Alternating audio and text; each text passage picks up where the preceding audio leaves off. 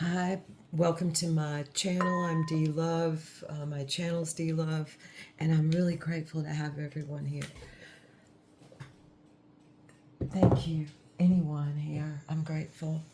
I'm grateful to be able to have this opportunity to share.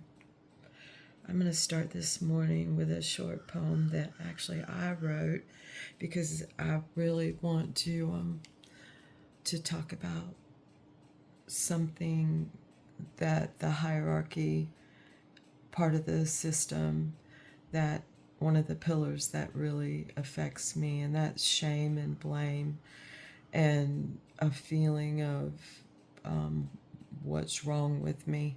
And that's what I'm going to do the read on. But first, I'm going to read this little poem. On some minuscule nano thread of this existence, I left the pig, got in my car, top down, driving away, rather than entering rollers, enticed by sweet kisses of spirits known. I chose that golden thread that led to the road north instead. So this is a bit about regret and how it's the opposite for me, and I think many others, of accepting like a fire that we felt, just what was before us will itself in some way as it blends with others. So I'm going to do a read real quick. I'm not going to get too much into it. I'm going to pull a major. And then from this major deck, 22, deck of 22, I believe as a life path number, this is a place, a great place of performance. 22 is, if I am remembering, is a very prolific place of performance. My life path is 33. And I lived most of my life thinking that my life path was 6, which it is. But I'm grateful for that. And then one of my daughters was like, Mom, because she's a 33. She was like, Mom, you always told me I was a 6, and now I'm a 33. And she said it kind of defiantly. And I was like, oh, well, good. I did basic numerology. So, anyway, I didn't get into the, and that is basic numerology, I suppose. But it came to both of us as we needed it. So it's a lovely thing. I guess it's divine timing in a way I'm talking about. Trusting divine timing. And yet, is there that nano thread? Is there that? Be lovely, but then you get into string here. It is what it is. It's part of that. Okay, let's look really quick. I gotta get ready to get to employment. Oh, the Hermit. Lovely, lovely, lovely, lovely. Going within and seeing the crystal, the glass, the light from within. It's like within looking out, because without looking in, there's a light in there, and there's okay, I'm gonna get a deck and pull 3 cards. I'm going to use this flow deck this morning. I believe that this is the Lover's card within the deck. I'm almost positive. Gorgeous, right?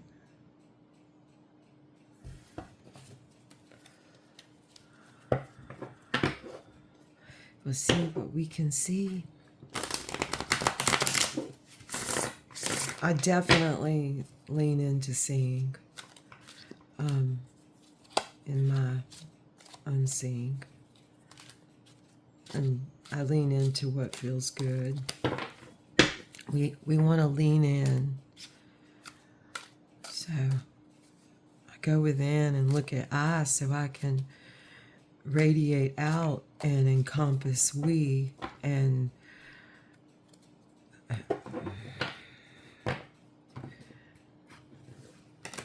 help me help we.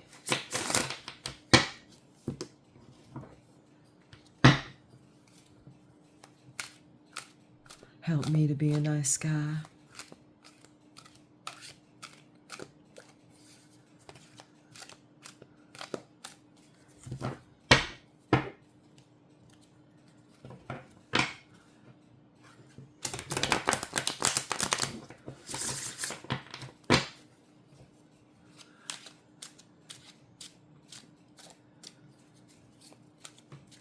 There's a song by Lana Del Rey, Mariner's Apartment Complex. And I love that song so much. It's just one of my favorite songs. I love her as an artist. But one of the lines is, people can change, you don't have to leave her. And it's like, I just got chills. It's like, people can change. They can. Sometimes you have to stay and sometimes you have to walk away. And sometimes you just have to freaking stand still and bring it all in. Like Issa, it's the rune of ice. Issa is the ice rune and it translates to ice and stand still. Stand in the freezer and contemplate where your next move is. Where is the ice solid? You go within and you look at the other side. Or me, I'm gonna say me, not you. You implies we. I'm gonna say we. We.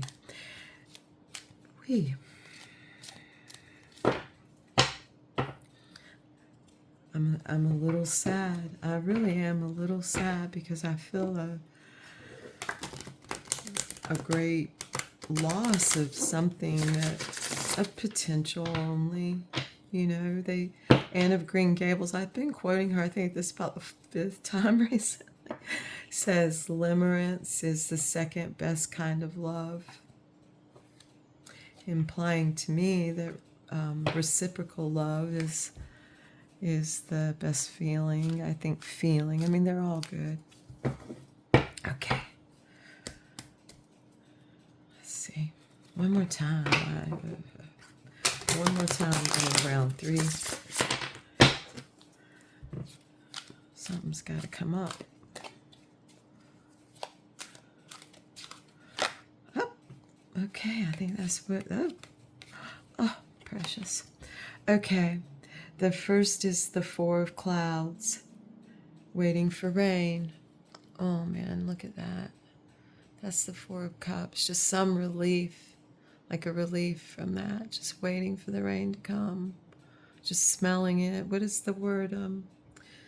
And oh gosh, it starts with a T. It'll come back to me, the smell of rain. I think it starts with a T. I'll have to look it up. Okay, if anybody knows and you're listening, tell me. I'll look it up. It's like T-I-E-R. It's coming to me. Travesy or something. Anyway, I'll look it up. It's a beautiful word. It was brought to my attention by a chef, actually. The smell of rain. And I can smell it now. And not in the air, but in my head. So waiting for rain, just waiting for the emotions to like release and to see the light behind them with the hermit. So we're going to put this as the crown. And then we're just going to go around and place a few cards. That's as above, and then we're going to do so below. Oh, look who showed up. The beautiful little Queen of Wands.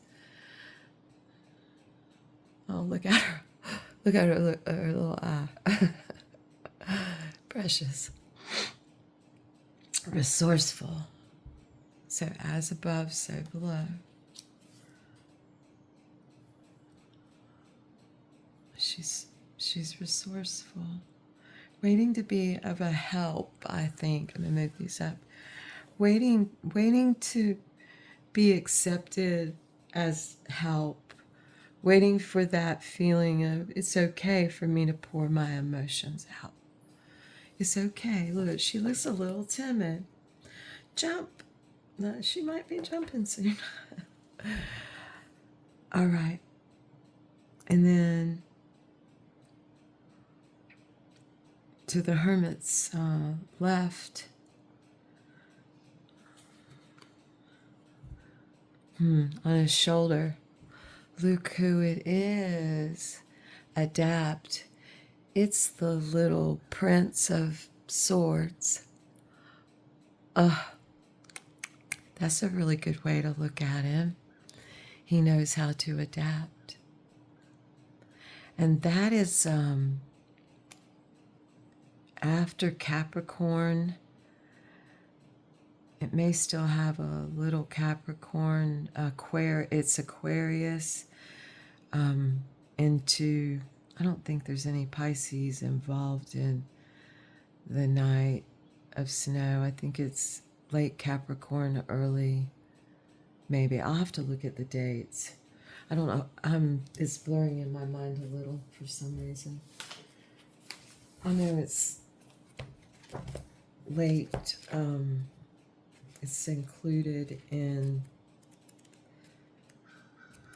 late January. So let me get the exact dates because I don't want to lead anyone astray on any dates.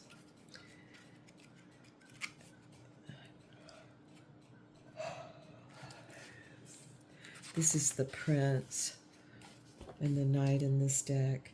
And the dates are January. It is late Capricorn. It's 20% Capricorn to 20%. It's 20 degrees Capricorn to 20 degrees Aquarius. January 10th to February 8th.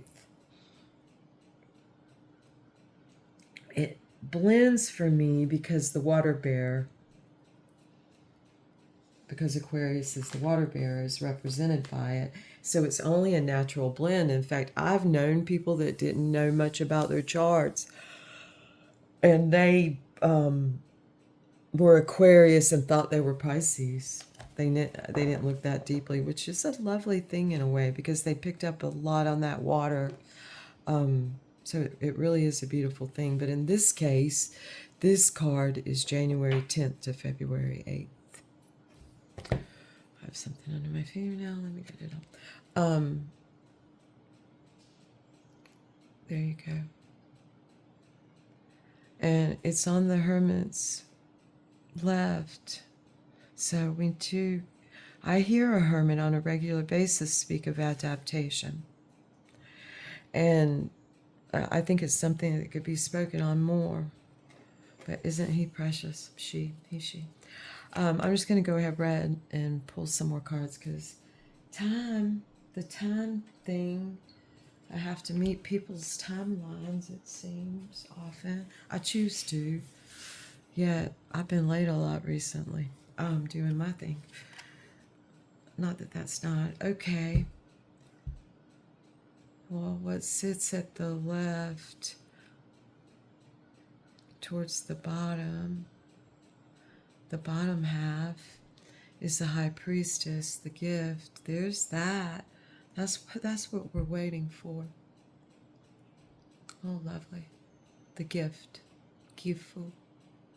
Gepo. Okay. So what like is flowing into that? How's all this flowing? And we're going to look at the right side. Right side. Right and left. No right and wrong. Right and left. Okay. Directional, not judgmental or, discretion discretionary. We're going to look at discretionary. How about that? And then we got another 4, the 4 of Wands. Smoothest route. Best way to get there. And isn't it something? It's on the what's considered masculine side.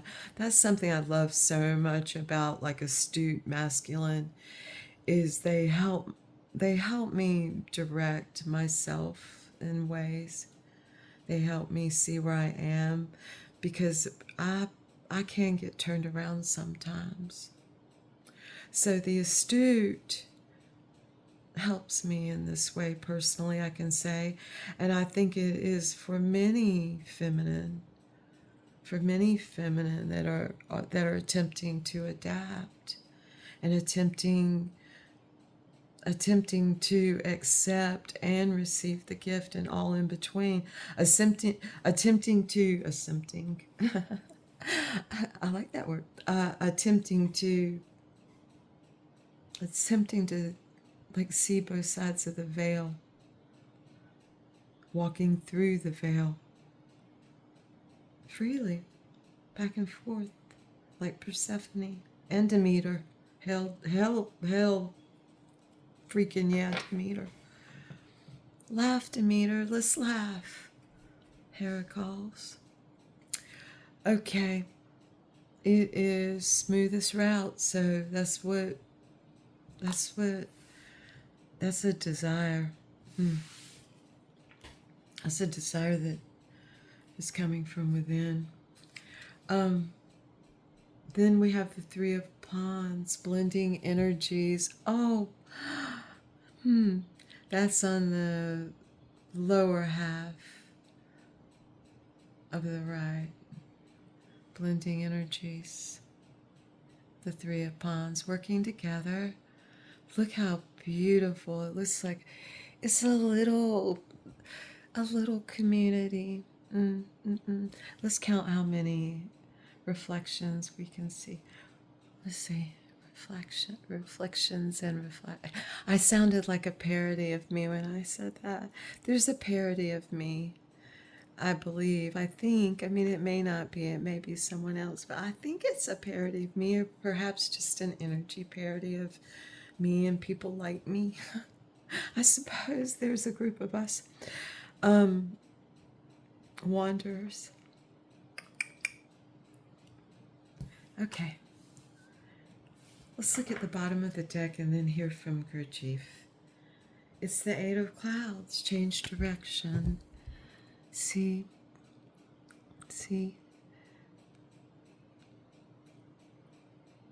Let's change direction. Help me change direction. Help me see where I can be a nicer guy.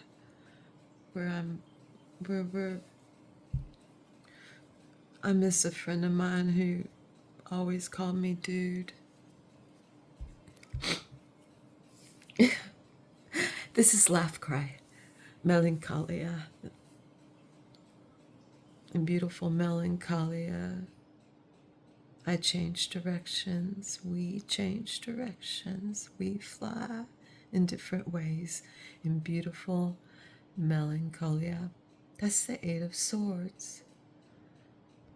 Oh, there seems to be a lot of guidance there. Beautiful.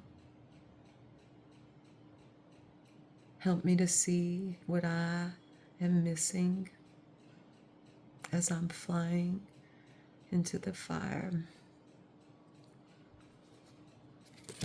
I think I'm just going to end here. Or no. Look, I'm changing my mind again. I'm going to read Gurdjieff. If I can find the book. I know it's here somewhere.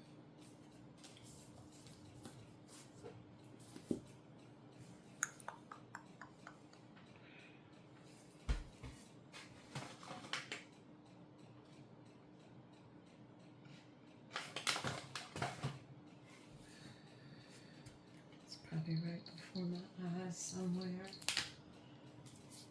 And I have so many out.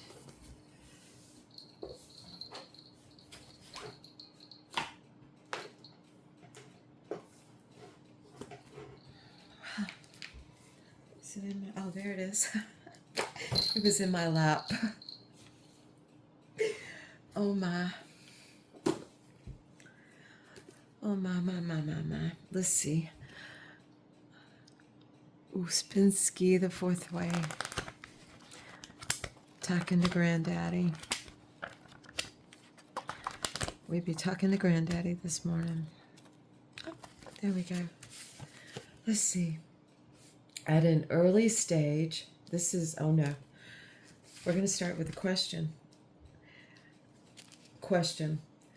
I want to know whether self-remembering at any rate, at any stage, let me start over. Question. I want to know, I'm reading without my glasses, which I'm really happy about because that's very small. I want to know whether self-remembering at any rate, at an early stage, should be expected to consist of a sterile cessation, cessation, of attention to anything other than oneself. And then Gurdjieff answers, at an early stage, it can only be a realization that you do not remember yourself. If we realize how little we are aware of ourselves and how tiny the moments are when we are aware, when we remember that and feel that and realize what it means, then we can understand what self-remembering means.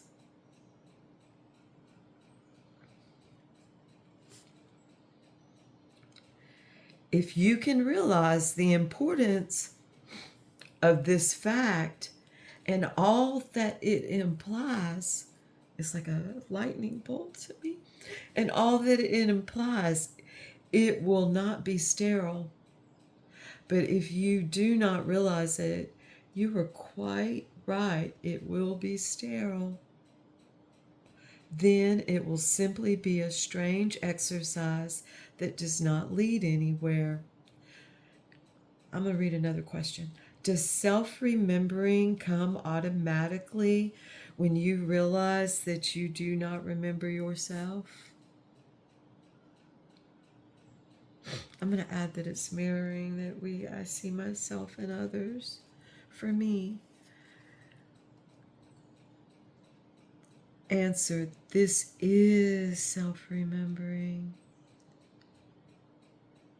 You cannot make the next step without realizing where you are. It is the same process, the same thing.